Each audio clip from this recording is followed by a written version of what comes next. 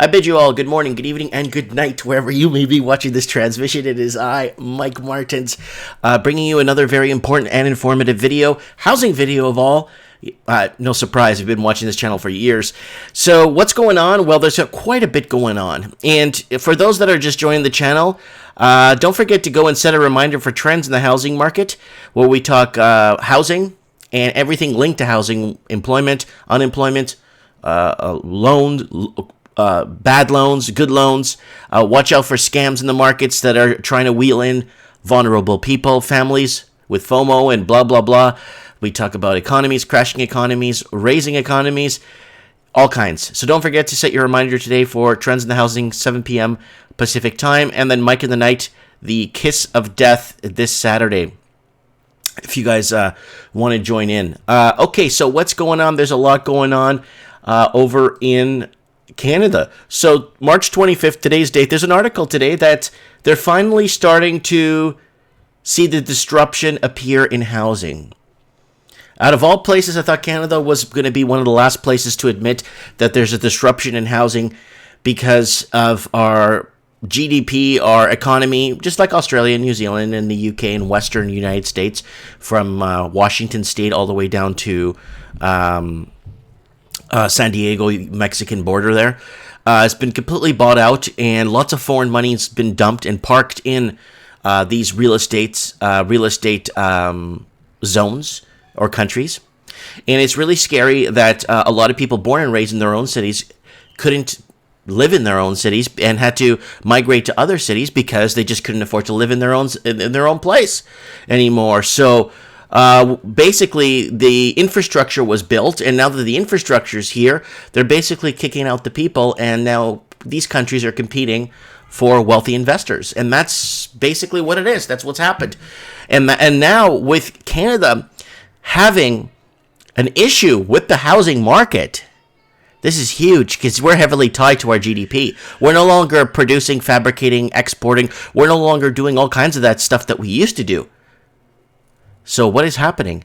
The outbreak of COVID has dealt a shock to the global economy with unprecedented speed as it comes to spread across the world. Here is a look at some of the latest developments Wednesday related on the global economy, particular economic sectors, and the workplace. Housing. Economists have been waiting for the first signs of the virus-related disruptions in the housing with the expectation that they will be seismic. Well, yeah, back in the day, okay, hear me out. When you had huge job losses, the housing market would go with it because housing for so many decades was tied to people's wages, average wage earners, not millionaires, average wage earners now can't get into any markets now. They have to, with our 3 or 4 cities in Canada, there's nowhere for us to go, right? So people are moving to smaller towns. I'm one of those statistics. I moved to a smaller town, and man, was it ever amazing to get out of those big cities. Anyway, so looks further back on trends, meaning that there is a lag in the real world activity, but details have begun to emerge in private surveys. On Wednesday, Mortgage Brokers Association reported that the mortgage application plunged 29.4% last week. People trying to sell their homes have canceled showings during the outbreak, and because closings are done in person. Economists expect sales will decline sharply, but the virus has affected the market in other unforeseen ways as well. Despite additional cuts to the benchmark interest rates by the U.S. Federal Reserve, mortgage rates have actually been rising. That's been the banks have been sneakily raising mortgage rates in the shadows. Joel Kahn, MBA's Associate Vice President of Economic Industry and Forecasting, said that's particularly because lenders, amid an outbreak, are wrestling with capacity issues, blockages in the pipeline, and a challenge of the working remotely in real estate. So not only that, the banks have laid off a bunch of people, so they don't have so much wage subsidy that they have to worry about, or worry about having wages ready every week or every 2 weeks whenever they get paid at the bank. Home purchases applications were notably impacted by the rising rates and widespread of economic disruption and uncertainty over household employment and incomes. Can wrote, last week's purchases index fell to 15% to its lowest level since August 2019. While mortgage applications fall, refinancing, which can be done from home, is soaring. So now people or mortgage brokers that work from home are taking applications, pulling credit scores, and underwriting deals and sending them in for approval, right? So refinancing is a big deal because people are trying to get the best rates humanly possible that they could be offered because we have entered into uncertainty. Back in the day, and I'm talking 20 years ago, even 30 years ago, way back until the Great War, people would always have a little bit of rainy day savings on the side. People would always have a little bit of emergency funds put aside. Now, everyone's so stretched, everyone's so amortized that they're getting to a point where they no longer have anything left, and their house, a lot of people that own houses are house broke. So I've been receiving a lot of letters from people, from emails, from all over the world.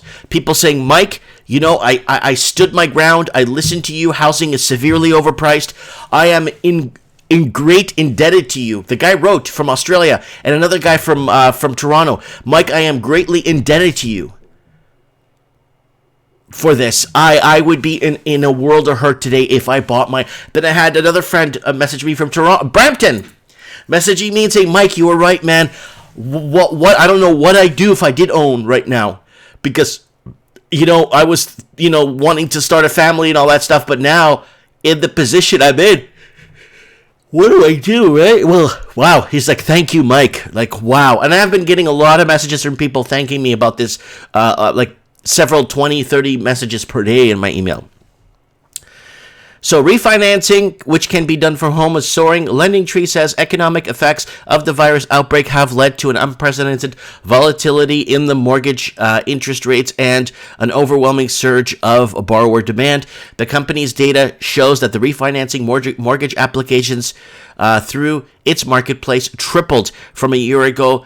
Of the 50 largest cities, and all but 5 states in San Francisco, refinance loan requests skyrocket 417%. Well, rates have gone down in parts of the United States, and you're seeing a lot of people running off to refinance their mortgages too. A lot of banks have been lowering rates and creating competition, right? So in retail, local groceries and other mom-and-pop shops have become a lifeline for millions of people ordered to by states or cities to shelter at home. Major retailers are another impact of the virus has reordered priorities. Target has been aggressively remodeling and opening new stores as competition from Amazon.com grows. Increasingly intense, on Wednesday, it significantly rolled back those plans. Target said it will remodel 130 stores this year. Less than half of 300 has planned. It will reopen only 15 to 20 smaller format stores this year, down from the 36 it had hoped to. It will push back plans to incorporate fresh food and alcohol in its online pickup service. So we're seeing all other place, the tech company getting hit. So we got retail there. Let's look at tech. Attorneys general from 33 states are asking online sales and retail companies to aggressively monitor price gouging by third-party sellers on their websites. Consumers have complained since the start of the virus outbreak. The price online for certain household essentials like toilet paper, sanitizer, and wipes have skyrocketed. Pennsylvania Attorney General Josh Shapiro and 33 other attorney generals are requesting that Amazon, Facebook, eBay, Walmart, Craigslist should actively keep an eye out for their sites for illegally price hikes and put procedures in place to keep more from happening in the future. So all of it curtails to housing. Why? Because if people can't pay their mortgage, they can't continue, right? So here it is. This is from the Canadian Press, written today. And housing, they're starting to see it in housing now. They wrote a little blurb here to kind of introduce it. Then the blame game, and then the fun game, and then the great sell-off, and then the crash, and then the restructure. But guys, if you really want to get a really good insight on what's going to happen with the housing market, go here, go to my videos, go down to housing crisis, Australia, New Zealand, whatever.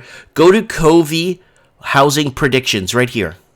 It's got Millhouse, he's falling over from The Simpsons, and the crash is happening here. Please watch this video. It's got almost 1,200 views on it. So if you guys want to take a gander at that video, it gives you a little insight on what's going to happen with housing in Canada, specifically in Canada and Australia and New Zealand and parts of the United Kingdom.